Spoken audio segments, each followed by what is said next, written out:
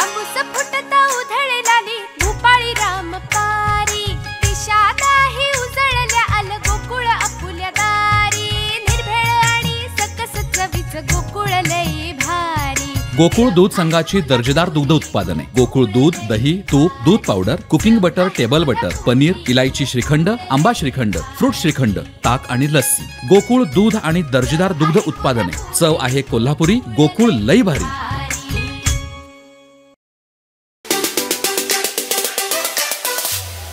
चांगली नावं घ्या, देव धर्मांची नावं घ्या।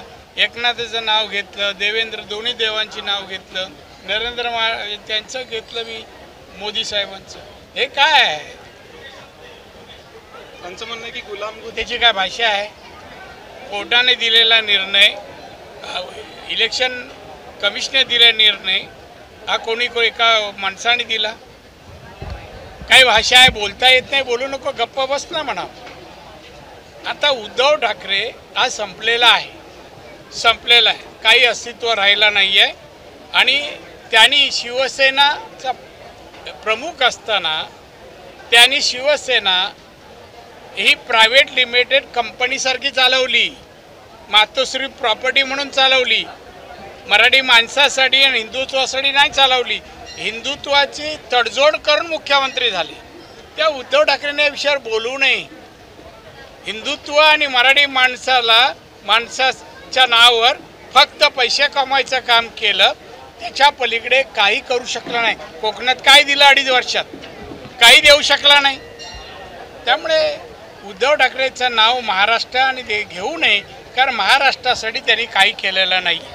आम्ही ज्योतिषी आहे ना, त्यांनी स्वतः ज्योतिष विचारला नाही आणि सांगितलं, पटत नव्हतं, उलटच करत होतं। त्याचा ज्योतिषी नको तो माणूस आहे ना। या निमित्तानं काही सल्ला द्यायचा आहे का? हा क्षण सल्ल्याचा नाही आहे। हे उद्धव ठाकरेला कळलं पाहिजे, आपली माणसं तो सांभाळू शकला नाही। जे माझ्या बाबतीत झालं तेच एकनाथ शिंदेच्या बाबतीत झालं। आम्ही शिवसेनेतून निघालो का, ती कारणं पहा तुम्ही। आम्ही उद्धवच्या स्वभावामुळेच निघालो। त्याला वैयक्तिक स्वार्थ, तो आणि त्याची मुलाच्या पलीकडे, पत्नीच्या पलीकडे शिवसैनिक मराठी माणूस नाही आहे। मी जवळ 39 वर्ष होतो, 1-2 नाही। मग का निघालो? साहेबांना सांगून निघालो, मला नाही याच्या अंडर काम करायचं आहे, मी नाही करू शकत। 2 मराठी माणसाचा प्रश्न नाही आहे। जे काही मराठी माणसं ना यापूर्वी शिवसेनेकडे होती तर एकनाथ शिंदेकडे असतील। आणि भारतात आम्ही सगळे मराठी आहोत, तिथे मराठी म्हणून आम्हाला काय कोणाचा द्वेष नाही आहे ना त्रास नाही आहे। एवढंच आहे की मी शिवसैनिक म्हणून मी शिवसेनेचा त्याग केला 2005 साली। आता मला असं वाटतंय मी त्यावेळेस घेतला निर्णय योग्य होता।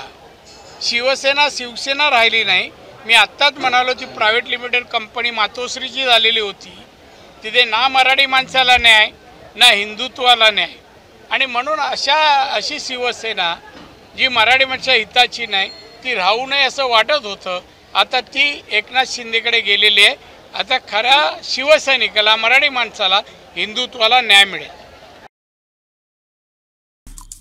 आमचे दिवसभरातले सर्व अपडेट्स, ताज्या घडामोडी आणि थेट लाईव्ह पाहण्यासाठी सबस्क्राइब करा, लाईक करा कोकणचं नंबर 1 महा चॅनल कोकण 7 लाईव्हचं YouTube चॅनल।